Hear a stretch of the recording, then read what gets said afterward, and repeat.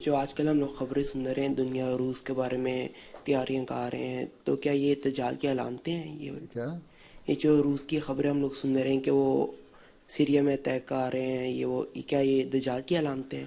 سوال کہ روس کیوں سارے یہ کر رہے ہیں؟ ساری دجال ہی ہیں.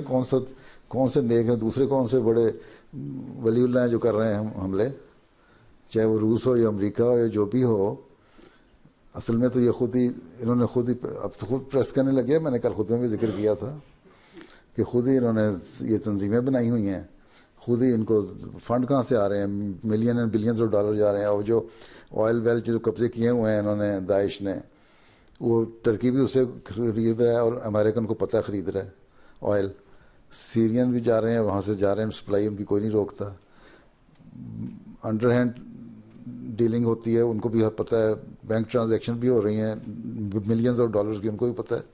تو سب کچھ ہو رہا ہے. یہ دجال ہی اور کیا ہے. اوپر سے کوئی دھوکہ دیتے ہیں، اندر سے کچھ کرتے رہتے ہیں. ٹھیک ہے، ہیں جزاک اللہ۔ تو اب دیکھو کون سا دجال کامیاب ہوتا ہے، اس کے بعد اس کی باری کس طرح آتی ہے. بعض دفعہ اللہ تعالیٰ دشمنوں کو آپس میں لڑا کے مارتا ہے، پھر آخر میں ایک کو اس طرح دوسری طرح مار دیتا ہے تاکہ ساری ختم ہو جائیں. اللہ تعالیٰ کے اپنے طریقے ہیں، اس کی اپنی حکمتیں ہیں، وہ جانتا ہے.